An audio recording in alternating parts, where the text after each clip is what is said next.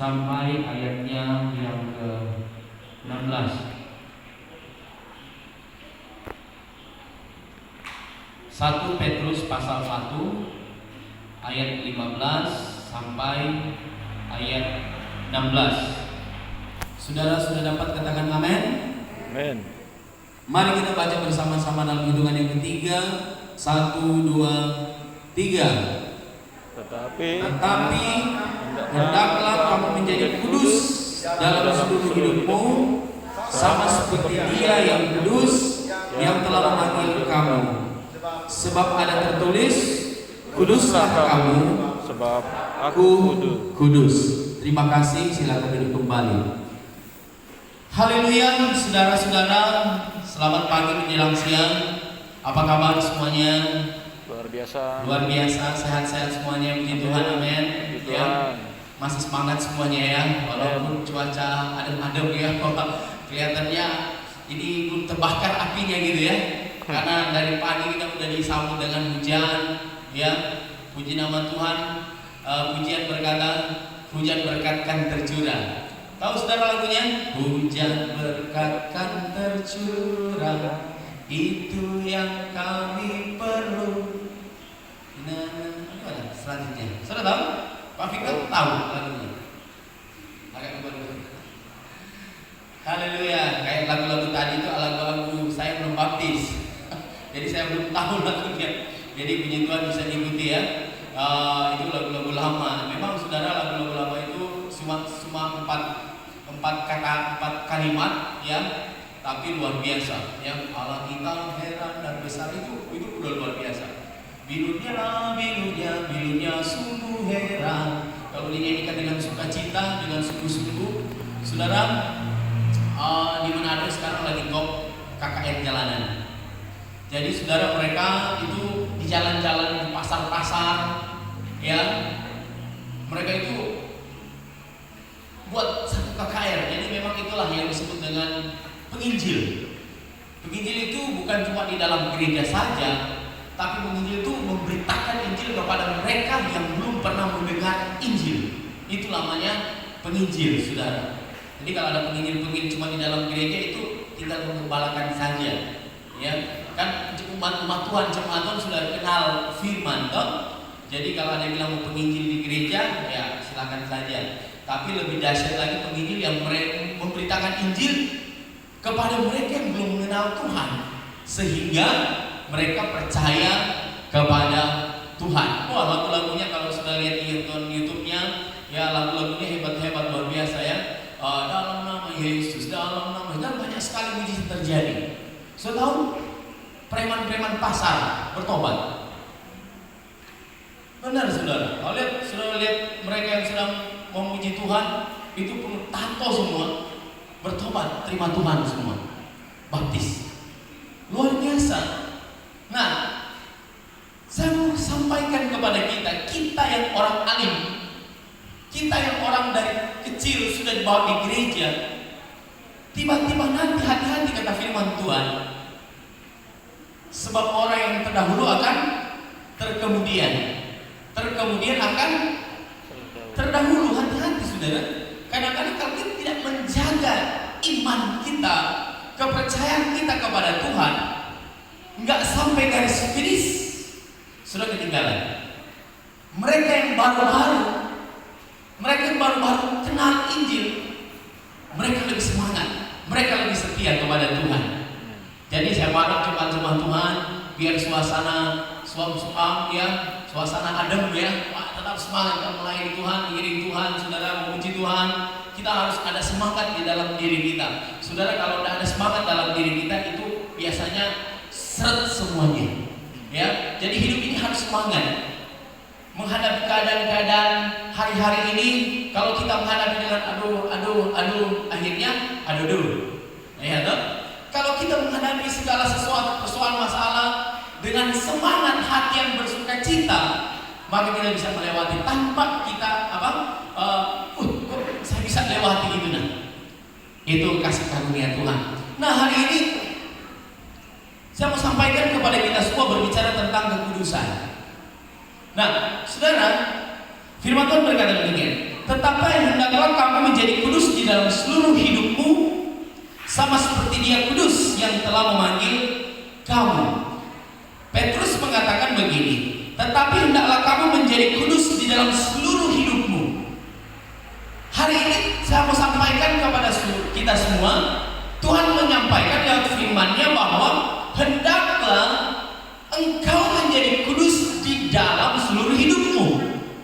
Saudara, Anda harus hidup kudus, bukan cuma berarti, bukan cuma di waktu Anda ada di dalam gereja Anda kudus, tetapi di dalam seluruh kehidupanmu, dalam pekerjaanmu, di luar gereja, dimanapun Anda ditempatkan berada, jadilah kudus di sana. Bukan cuma dalam gereja, ya. Di dalam gereja, oh haleluya, haleluya, haleluya. Di luar gereja, haleluya, haleluya, lupa semua. Saya mengharap saudara jangan cuma di dalam gereja saja, tapi di luar juga, di luar sana. Seluruh hidup kita menjadi kudus. Kata kudus secara harafiah berarti berbalik belakang dari hidup yang kotor. Sekali lagi, secara harafiah kata kudus itu berarti berbalik belakang dari hidup yang kotor. Apa itu kotor? D-O-S-A, dosa. Jadi kalau kita mau kudus, kita harus lepaskan. Pujian berkata tadi, keluarga sedang bilang, ini tahun pembebasan. Ini tahun pembebasan, tapi kita pikul yang namanya dosa, nggak bebas. Benar, itu cuma di mulut saja. Kalau benar-benar kita rasa bahwa ini bebas, lepaskan semuanya. Oleh sebab itu harusnya sering-sering di gereja nyanyikan, ini tahun pembebasan, tahun pembebasan, tahun Yobel, hari ke-50 nanti. Itu tahun pembebasan. Nah saudara, firman Tuhan berkata ini harus lepas. Kalau Anda mau bebas, dosa yang sedang mendukung di dalam tubuhmu ini harus dibebaskan, harus lepas. Kalau Anda tidak lepas, kalau Anda tidak buang, Anda masih membungkuk. Dan kalau Anda masih membungkuk, Anda masih terikat. Kalau berbicara tentang masih terikat, berarti Anda belum bebas. Benar? Aduh sayang sekali, ini kebiasaan yang paling enak yang tidak bisa dilepaskan. Ya kan? Apa kebiasaan-kebiasaan yang paling enak itu yang selalu berhubungan dengan dosa? Wah, itu paling nyaman di dunia, kata orang dunia. Ya kan? Paling nyaman kata orang dunia. Itu dosa. Kami sampaikan, kalau Anda berkata Anda bebas, berani lepaskan yang enak-enak itu, berani lepaskan yang nyaman-nyaman itu, baru Anda berhak maju ke depan, baru berkata bahwa ini adalah tahun Yobel, ini adalah tahun keselamatan, tahun pembebasan bagi setiap orang yang percaya. Boleh berikan tepuk tangan bagi Tuhan kita. Amin. Tuhan, haleluya, haleluya. Puji Tuhan. Bebas. Katakan sama-sama, aku bebas. 1, 2, 3. Wah. Mau bebas kan? 1, 2, 3. Aku bebas. Boleh lagi lah berikan tepuk tangan ya, supaya ramai kita, ramai saudara. Saudara kalau misalnya hanya teduh-teduh saat teduh nanti suntuk rasanya gitu ya. Gini hidup ini harus punya semangat gitu, kata harus punya semangat. Firman Tuhan berkata bahwa berani, kemudian selain daripada berbalik belakang dari dosa, arti dari kudus itu adalah suci atau murni. Wah, di sini ada kita namanya murni. Mungkin Pak Simatupang ambil murni itu supaya anak itu tetap benar-benar kudus ya. Murni namanya ya. Murni Handayani itu mana ya? Murni Simatupang. Baik saudara, ya. Artinya murni berbicara tentang murni atau suci. Murni itu tidak ada campuran apa-apa. Saudara pernah beli bensin kan? Tanya Diki, ada bensin? Oh, tanya mau beli bensin apa? Bensin murni atau bensin campur? Kalau bensin campur itu ada tempat-tempatnya. Tentunya kalau kita mau beli bensin, kita mau yang murni, benar nggak? Mau beli bensin campur air kelapa, mau nggak saudara? Nggak mau. Benar-benar murni saudara. yang bisa dicampur-campur, ya. Mau beli anggur tapi campur air, kan? Nggak murni lagi, ya. Tapi kalau perjamuan di gereja nggak apa-apa dicampur, ya. Karena kalau anggur sekarang sudah susah dapatnya, agak jauh sekarang, ya. Apalagi kita jarang-jarang ke kota, dan anggur itu untuk perjamuan itu cuma beli di kota. Nah kalau ada orang kota nggak boleh bawa, ya. Itu cuma beli di kota. Nah di sini belum ada yang jual anggur. Mau tidak mau, ya persamaan kita pakai, ya toh. Saudara, kalau kita berkata suci, ya, dikuduskan. Mintalah kepada Tuhan supaya engkau beroleh kekudusan. Alkitab berkata, tetapi hendaklah kamu menjadi kudus di dalam seluruh hidupmu. Seluruh hidup kita ada kemurnian di dalam. Seluruh hidup kita hidup suci, benar-benar suci, ya. Di dalam hidup kita ini kata firman Tuhan, hendaklah kamu menjadi kudus dalam seluruh hidupmu sama seperti Dia yang kudus yang telah memanggil kamu. Sebab ada tertulis, kuduskanlah kamu sebab Aku Tuhan adalah kudus. Ya, oleh apa manusia dikuduskan? Yohanes 17 ayatnya yang ke-17, apa disebut dikatakan saudara? Kuduskanlah mereka dalam kebenaran. Firman-Mu adalah kebenaran. Yohanes 17, mari buka. Yohanes 17 ayat 17 berkata begini, kuduskanlah mereka dalam kebenaran, firman-Mu adalah kebenaran. Nah pertanyaan, manusia dikuduskan oleh apa? Saya sudah jawab, Yohanes 17 ayat 17 tadi. Manusia itu harus dikuduskan melalui apa saudara? Apa saudara? Firman. Sebab kita tahu bahwa firman itu adalah kebenaran. Jadi pertanyaan, dengan apa manusia dikuduskan? Tentunya manusia itu harus dikuduskan dengan firman Tuhan.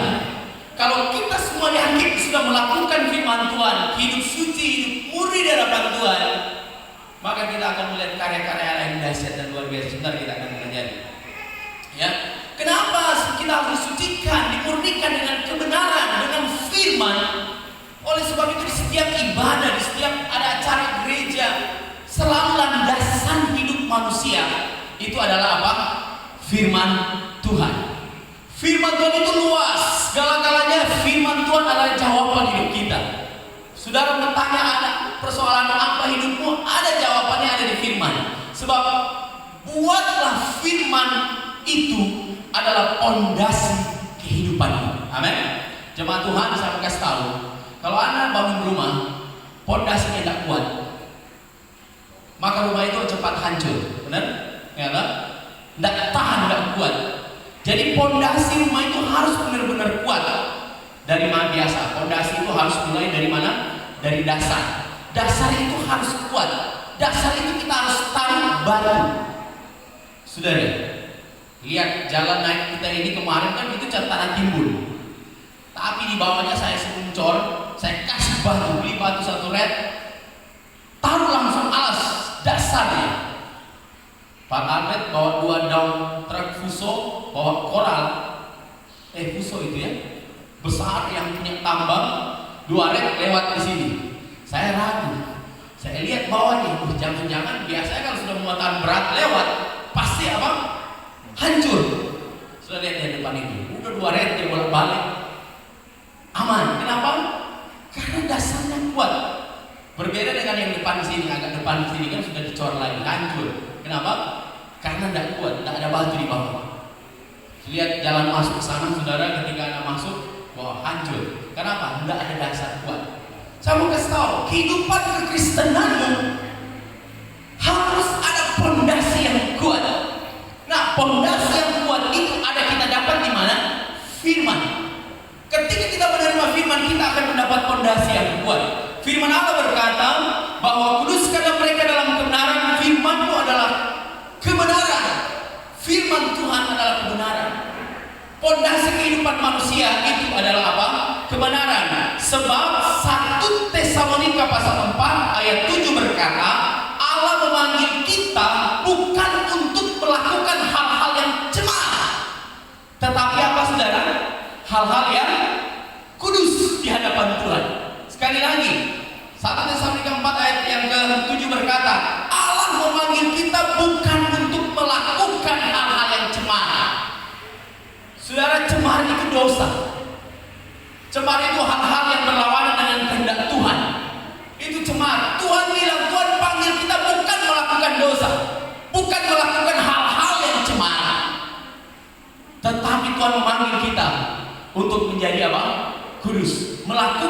apa yang kudus di hadapan Tuhan. Saya tahu tadi saudara, secara harfiah kata kudus itu apa? Berbalik belakang dari hidup kotor. Artinya kita harus lepaskan yang namanya kotor supaya kita berkenan kepada Bapa. Berikut saya mau tanya, kenapa manusia itu harus hidup kudus di hadapan Tuhan? Sekali lagi saya tanya, kenapa manusia itu harus kudus di hadapan Tuhan? Kira-kira Anda bisa jawab kan sekarang? Dalam hati pula jawab, saya bilang ke saya. Apa sebenarnya? Kenapa saya harus hidup kudus di hadapan Tuhan? Sudah pasti Anda pasti jawab, kehendak Tuhan. Benar tak? Ya dong? Begini. Kenapa manusia itu harus hidup kudus di hadapan Tuhan? 1 Korintus pasal 3 ayatnya yang ke-16 berkata demikian. 1 Korintus pasal 3 ayat 16 berkata, tidak tahukah kamu bahwa kamu adalah bait Allah dan bahwa Roh Allah diam di dalam siapa? Sebelum saya lanjut saya bilang begini dulu. Tahukah kita, Anda, saya dan saudara, kita ini bait Roh Kudus. Kita disebut bait Allah.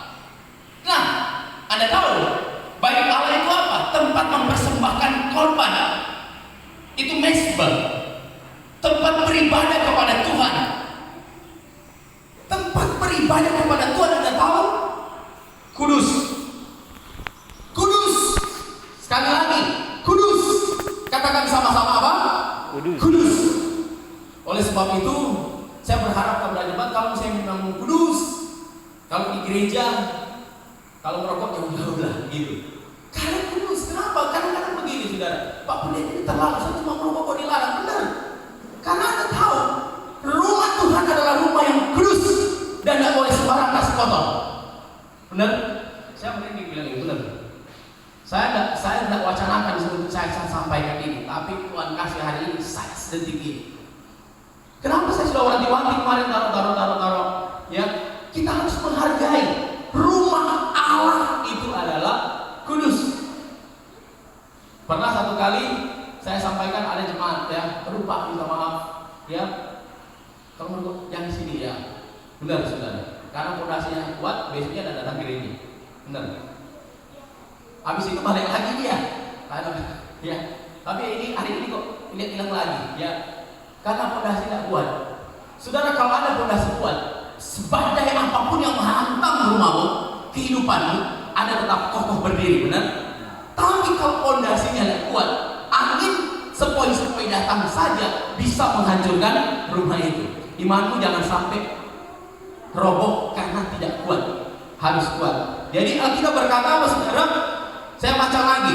Tidak tahukah kamu bahwa kamu adalah bait Allah? Bait Allah itu adalah saya dan saudara. Ternyata diri saya ini adalah tempat yang kudus di hadapan hadirat Tuhan.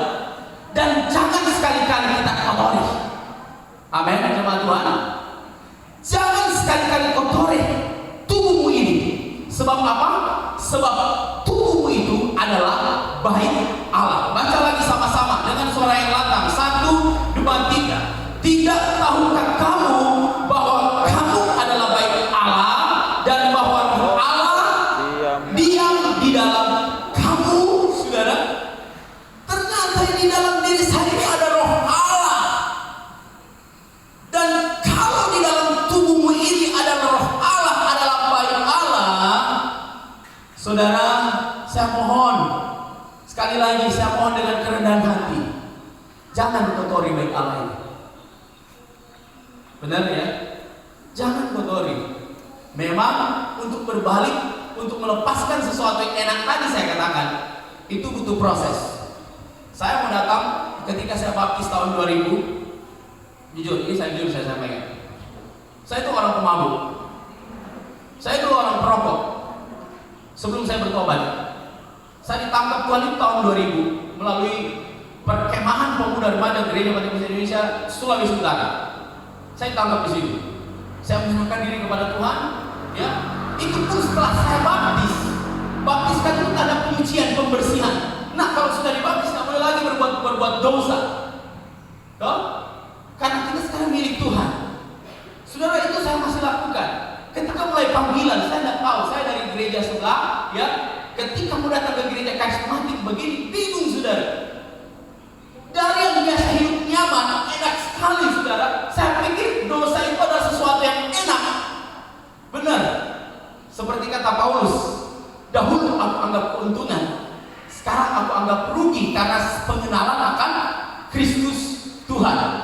Wih, dulu kan habis makan minum kopi, kalau nggak ngerokok, saudara gimana rasanya gitu loh? Ya bagi-bagi yang merokok ya. Paling kan enak, apalagi kalau sudah makan rica-rica pedas-pedas. Wow, kemudian habis makan minum, saya pusing kepala. Wih, tiba-tiba saya tangkap Tuhan. Bertobat, tahu? Disuruhlah saya. Bro, saya terpang, saya nggak tahu sampai sekarang, saya nggak tahu ngerti. Kenapa saya berada di Kalimantan? Siapa yang ngajak? Woi, tiba-tiba saya dipanggil, ayo kita ke Kalimantan. Saya terpikir Kalimantan mau ngapain? Jadi saya di kapal, jujur saya katakan. Waktu itu naik kapal, saya masih di rokok. Itu udah dibangkis. Saya masih di rokok dan di kapal itu pegangan rokok saya itu setelah mau sampai Balikpapan udah melihat apa obor apa? Pertamina Balikpapan. Sudah sampai. Tiba-tiba ini roh ini ada suara yang berkata buang ini.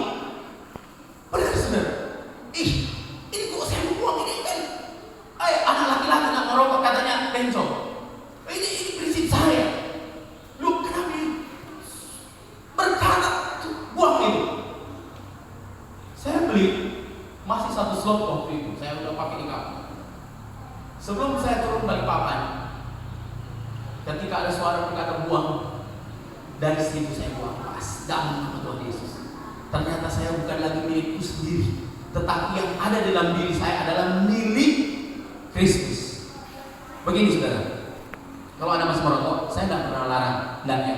Sekali lagi, jangan bilang saya melarang, enggak. Tapi saya memperingati saja ya. Kalau Anda masih pengen rasa nyaman, tidak apa-apa ya. Tapi kalau misalnya Anda rasa itu mengotori baik Allah, ya udahlah, lepaskan. Kasihan kalau Roh Kudus, Roh Allah ada di dalam kita. Kemudian kalau misalnya dia kena asap-asap, nanti kasihan dia batu-batu ya. Terbersih. Baik saudara, saya lepas, saya buang di laut. Dalam nama Yesus saya buang. Dan sampai detik ini, saya tidak pernah sentuh yang namanya rokok. Benar, saya tidak pernah sentuh yang namanya rokok, apalagi mau buka zaman dulu. Mulai dari situ saya di training center, saya masuk training center, saya tes tentang Alkitab. Sudah saya sampaikan. Dari tidak mudah berbicara di hadapan orang banyak. Jangankan orang banyak, satu orang saja tidak tahu kalau sudah ketemu dia tahu mau bilang apa. Ya. Tapi puji Tuhan ubahkan saya. Saya bertobat, saya benar-benar memberikan diri saya melayani Tuhan dan sampai detik ini. Ya. Memang melepaskan sesuatu yang kita pegang itu rasa enak dulu itu tidak mudah. Tidak mudah. Selama training center saudara saya terngiang-ngiang habis makan. Tapi udah nggak boleh. Apalagi gereja ini kan selama pastor itu tidak boleh yang namanya sekali apa? Pegang yang namanya rokok. Gitu. Itu bagi saya. Terus bagi saudara kalau misalnya memang masih mau tidak apa-apa. Tapi kalau memang Anda rasa itu merugikan juga, toh saya rasa rugi juga, benar nggak? Ya, kenapa? Habis capek-capek cari kerja batin tulang cuma mau bakar. Ya, habis bakar. Baik, kita lanjut saja ya. Firman Tuhan berkata bahwa jika ada roh yang ayat 17, jika ada orang yang membinasakan baik Allah. Ini perhatikan. Saudara, sekali lagi saya minta maaf kepada saudara-saudara yang masih merokok. Tidak apa-apa, saudara silakan, tidak apa-apa. Tapi sekali ini harus saya sampaikan kepada saudara-saudara. Jangan marah pada saya ya. So, ini bukan rencana saya mau ngomong, tapi tidak tahu hari ini bicara pada saya bilang ini. Saudara jangan marah ya pada saya. Kalau misalnya masih merokok, boleh merokok tapi jauh-jauh saja. Jadi ini tempat kudus adalah tempat kudusnya Tuhan. Haleluya. Firman Tuhan berkata begini, ayat 17. Mari baca sama-sama 1, 2, 3. Jika ada orang yang membinasakan baik Allah, maka apa saudara? Allah akan membinasakan dia, sebab baik Allah adalah kudus dan baik Allah itu adalah siapa? Siapa saudara? Kita. Saya. Ternyata baik Allah itu adalah saya. Haleluya. Harus memang mau dekat Tuhan begini saudara. Kata Tuhan begini, orang yang mengiring Tuhan, dia harus pikul salib. Ya memang enggak, ke gereja itu enggak mudah juga saudara ya. Pikul salib. Saya mau kasih tahu, tanya Tuhan Yesus, Tuhan salib itu enak, nyaman enggak? Rasa coklat enggak? Seenak hotel enggak? Enggak. Pikul salib itu harus menderita. Memang untuk mencapai satu pertobatan butuh satu penderitaan. Benar? Harus pikul salib. Kalau memang ada rasa berat pikul salib, ya udah, enggak usah pikul salib. Tapi saya mau kasih tahu saudara, ketika Anda pikul salib, Anda berkenan kepada Tuhan. Ya kan? Tapi kalau Anda tidak mau berkenan kepada Tuhan, tidak usah pikul salib, tidak apa-apa. Perhatikan firman Tuhan, sebab baik Allah itu adalah siapa? Adalah kita. Nah, kenapa manusia itu harus kudus? Yang pertama, sebab kita adalah baik Allah. Oleh sebab itu manusia itu harus hidup apa? Kudus di hadapan Tuhan. Poin yang kedua, kenapa manusia harus hidup kudus di hadapan Tuhan? Ibrani pasalnya yang ke-12, ayatnya yang ke-14. Ibrani pasal 12 ayat yang ke-14, firman Tuhan berkata demikian. Kenapa? Sekali lagi, kenapa manusia itu harus hidup kudus di hadapan Tuhan? Ibrani pasal 12 ayatnya yang ke-14 berkata demikian. Berusahalah hidup damai dengan apa? Semua orang yang telah orang kejarlah kekudusan. Sekali lagi, hidup damai dengan semua orang. Saudara, kalau masih ada musuh-musuhan dalam gereja, secepatnya bikin apa? Perbaikan. Ya kan? Tuhan yang begini, berusahalah hidup damai dengan semua orang. Dan kita berkata apa? Dan poin kedua, kejarlah apa? Kekudusan. Kenapa Tuhan bilang kekudusan itu kita harus kejar? Kenapa kekudusan itu kita harus cari? Kenapa saudara? Alkitab bilang, sebab tanpa kekudusan orang tidak akan melihat Tuhan. Siapa? Tuhan. Ragu-ragu saudara bilang. Berusaha hidup damai dengan semua orang dan kejarlah kekudusan. Sebab apa? Tanpa kekudusan tidak seorang pun akan melihat Tuhan. Nah, saya bisa bayangkan, kalau Anda sampai mati pun, sampai penghakiman terakhir Anda tidak bisa melihat Tuhan, neraka tujuannya. Tapi orang yang bisa melihat Tuhan, artinya dalam firman tadi, memang wajah Tuhan bisa kita lihat. Musa saja dia paling belakang. Kenapa? Wajah Tuhan itu kudus, bercahaya, bisa buta mata. Karena kenapa? Manusia telah berdosa. Roma katakan manusia telah berdosa dan telah kehilangan kemuliaan Allah. Oleh sebab itu, wah itu antara Tuhan dengan apa? Dengan manusia itu jaraknya tidak bisa manusia pandang secara kasat mata, benar? Nah, bagaimana cara kita melihat? Supaya kita dapat melihat, Alkitab bilang dia adalah firman. Lihat di dalam apa? Firman Tuhan. Alkitab berkata, sebab tanpa kekudusan tidak seorang pun akan melihat Tuhan. Kalau kita sudah bersama, oh ini Tuhan saya tahu. Alkitab bilang, aku akan pergi ke sana. Aku akan menyediakan tempat bagi engkau. Sebab kemana aku pergi, kamu pun berada, kata Tuhan Yesus. Saya mau tanya saudara, Yesus sekarang ada di mana? Di mana saudara? Sorga. Anda yakin Yesus ada di sorga? Coba jawab. Yakin saudara. Tuhan kita mempunyai sorga. Dan saya bilang begini, aku akan pergi kepada Bapa, aku akan menyediakan tempat bagi engkau. Sebab di mana Yesus berada, saya pun berada. Di mana Yesus berada, kita semua pun berada. Saya tanya sekali lagi, Yesus ada di mana? Surga. Di mana? Surga. Dan Anda di mana sekarang? Ini. Nah, aku mau jawab, saya di surga. Kenapa? Berarti masih ada yang mikul, masih ada beban dalam diri kita.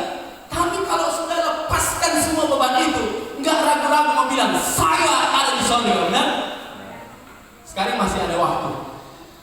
Masih ada waktu untuk berubah. Saudara, dunia belum kiamat, tapi tanda-tanda kiamat semakin nyata. Masih ada waktu untuk berubah. Bila saatnya nanti ku tak berdaya lagi, hidup ini sudah jadi berkat. Ingat saudara, hari ini, besok dan seterusnya masih ada waktu kita untuk berubah. Tapi toh kalau Anda memang tidak berubah, nggak apa-apa. Kata firman Tuhan, hukuman itu sesuai dengan apa? Perbuatan kita. Perbuatan apa? Manusia. Tidak seorang pun yang melihat Tuhan. Jadi yang poin yang kedua, kenapa manusia harus kudus? Karena jaminan kerajaan surga itu dekat dengan apa? Dengan Tuhan. Oleh sebab itu kejarlah kekudusan itu. Yang ketiga, poin yang ketiga, kenapa manusia itu harus hidup kudus? 2 Petrus 3 ayatnya yang ke-10 sampai ayat yang ke-11.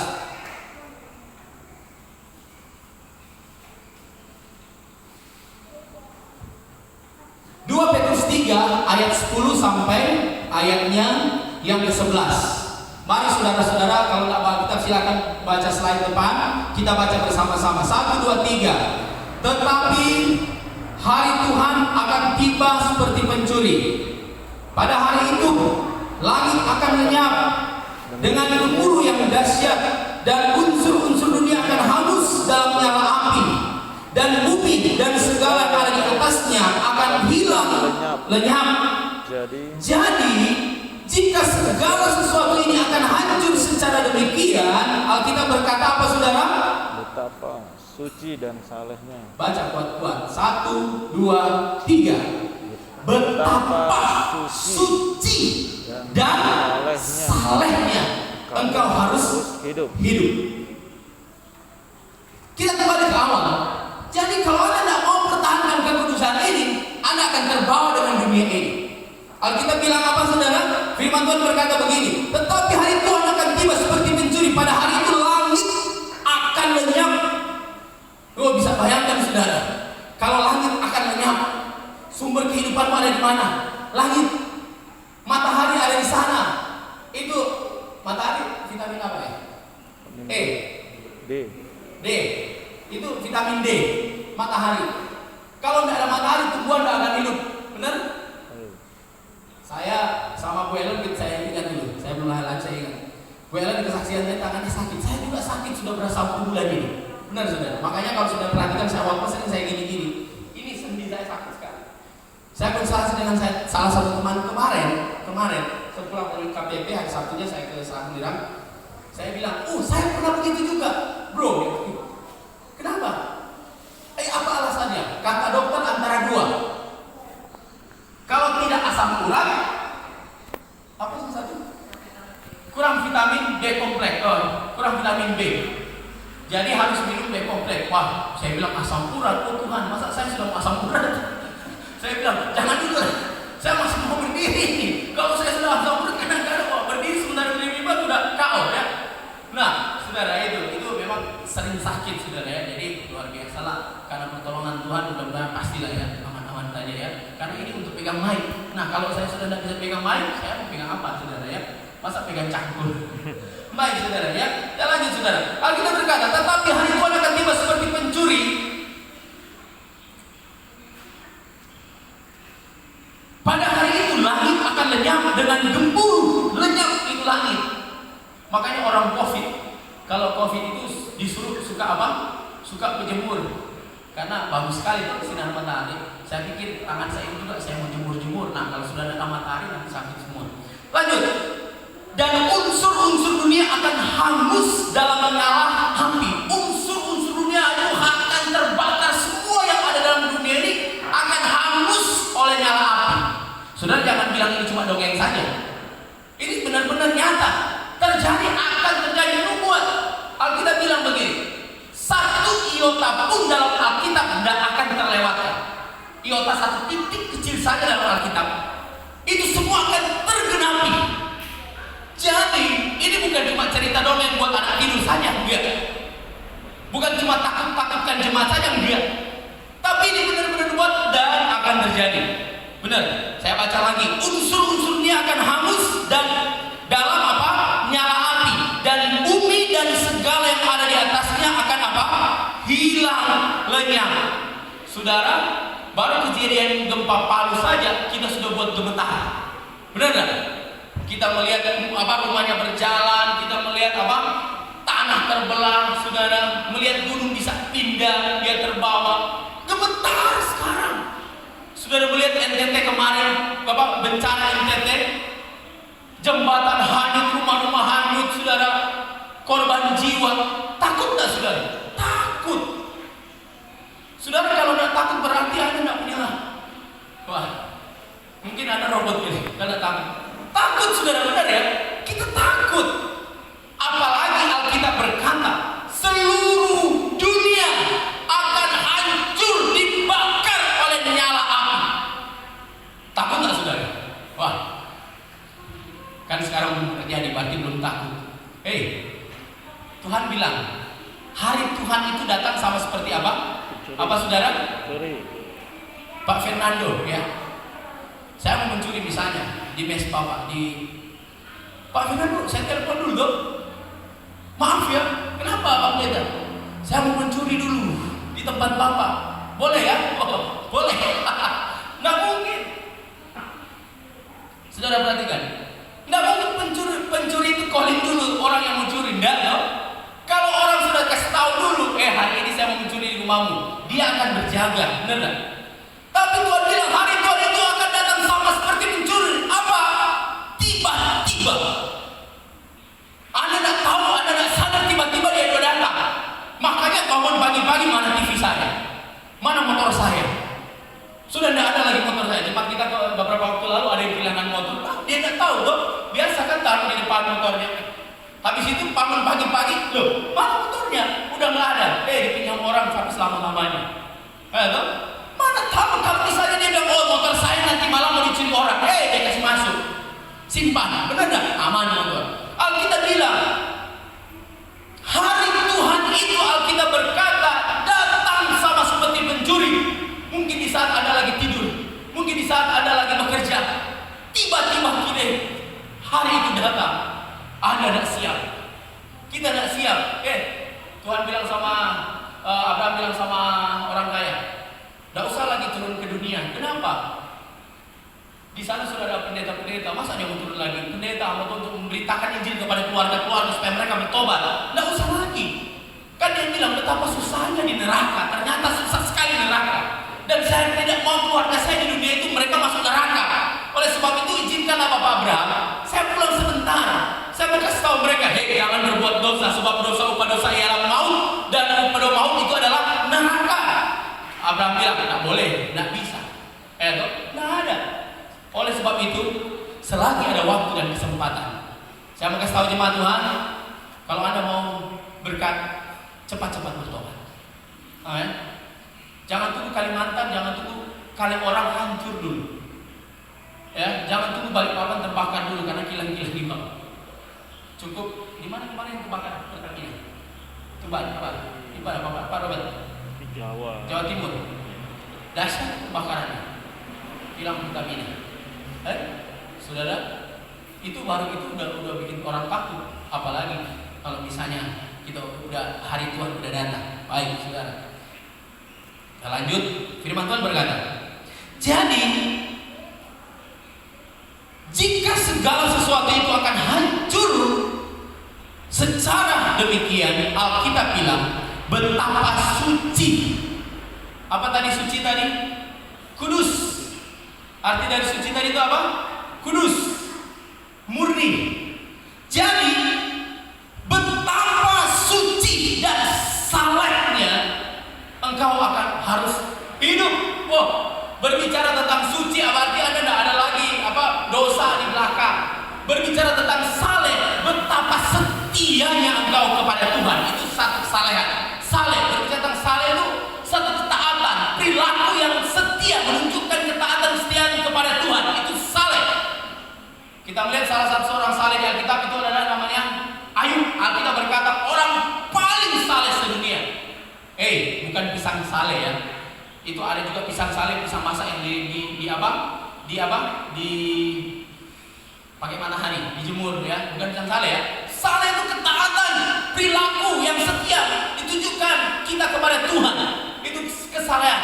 Toh, walaupun sudah saleh, masih diuji oleh Tuhan habis-habisan. Luar biasa, apalagi kita ini, Ayub aja sudah saleh, masih diuji oleh Tuhan. Apalagi kita yang salehan. Masih saleh tapi belum terlalu saleh. Ya toh? Wow, banyak sekali tantangan, baru tantangan sedikit, baru badai sedikit, enggak. Baru angin sepoi-sepoi, sudah jatuh. Waduh, ya jangan sama seperti monyet ya. Angin sepoi-sepoi buat dia tidur sehingga dia buat jatuh, itu ada ceritanya. Kalau masih cukup waktu sudah selesai cerita lagi. Baik, saudara saya perhatikan. Jadi jika segala sesuatu ini akan hancur secara demikian, betapa saleh dan betapa suci dan salehnya kamu harus hidup. Jadi poin yang ketiga, kenapa manusia itu harus hidup kudus di hadapan Tuhan? Kenapa? Karena kita akan supaya kita selamat dari murka Allah. Supaya kita selamat dari hukuman dunia. Saya selamat dari hukuman dunia. Aman. Oh, kalau Anda sudah berkata demikian, pasti. Namamu sekarang di sana. Di mana? Di surga. Haleluya. Dan poin yang terakhir, bagian 4, kenapa manusia itu harus hidup suci, kudus di hadapan Tuhan? Karena apa? Karena tangan-tangan orang yang kudus, tangan-tangan orang yang suci akan mendapat berkat. Mau berkat, saudara? Tidak mau. Oh, kalau Anda tidak mau, ngapain saudara kerja? Kalau tidak mau berkat, ngapain sudah capek-capek datang kali orang? Ya, Anda tahu. Kalau tidak mau berkat, ngapain capek-capek datang ke sini? Pasti mau, ya tahu? Berkat dari Tuhan. Oleh sebab itu, hiduplah suci. Mazmur 24 ayat 3 sampai ayat yang kelima. Mazmur pasal 24. Mazmur 24 ayat 3 dan ayat yang sampai 5. Firman Tuhan berkata demikian, siapakah yang boleh naik ke atas gunung Tuhan? Sekali lagi saya sampaikan, siapakah yang boleh naik ke atas gunung Tuhan? Gunung Tuhan itu adalah kesucian. Gunung Tuhan itu adalah satu kemurnian. Sekali lagi, gunung Tuhan itu adalah apa? Satu kesucian. Pertanyaan, siapa yang boleh naik ke apa? Tempat yang suci itu. Lanjut, firman Tuhan berkata demikian, siapakah yang boleh berdiri di tempatnya yang kudus? Sekali lagi, Yohanes 17 ayat 17 berkata, kuduskanlah mereka sebab Tuhan adalah kudus. Kuduskanlah kita sebab Tuhan adalah kudus. Jadi tempatnya yang kudus. Ayat 4 berkata demikian, orang yang bersih tangannya dan murni hatinya. Amin, jemaat Tuhan. Orang yang murni, yang bersih tangannya. Sekali lagi, kan kalau sudah bersih, tidak ada lagi kotor, tidak ada lagi COVID-19. Kalau sudah bersih tangan, makanya ada tempat cucian. Walaupun tempat cucian gereja kita masih minim sekali, ya. Tapi puji Tuhan, bisa lah cuci tangan. Nanti kalau habis airnya kan bisa timba. Ya, cuci tangan supaya bersih. Alkitab bilang begini, ya. Firman Tuhan berkata begini, orang yang bersih tangannya dan murni hatinya. Sekali lagi, hati ini tidak bercampur aduk dengan dosa. Tidak, hati ini selalu berpikir-pikir, oh sekarang tubuhmu ada di gereja, tapi hatimu melenceng jauh ke sana, pikir-pikir dan lain-lain. Waduh, ya. Murni ini hati. Firman Tuhan berkata apa, saudara? Yang tidak menyerahkan dirinya kepada penipuan dan yang tidak bersumpah palsu. Bersumpah palsu ini suka itu sekarang lagi tren namanya hoax, palsu-palsu, bohong-bohong, ya toh. Ayat 5, mari baca sama-sama. 1, 2, 3. Dialah yang akan menerima berkat dari Tuhan dan keadilan dari Allah yang menyelamatkan dia. Sekali lagi, orang yang bersih tangan, orang yang murni hatinya, Alkitab berkata, dialah yang akan menerima apa? Berkat dari Tuhan. Mau menerima berkat dari Tuhan? Amin, jemaat Tuhan. Katakan amin. Amin. Ya. Jadi poin yang keempat, kenapa manusia itu harus hidup murni, harus kudus di hadapan Tuhan? Poin yang keempat adalah apa? Poin yang keempat adalah supaya manusia menerima berkat dari Tuhan. Amin.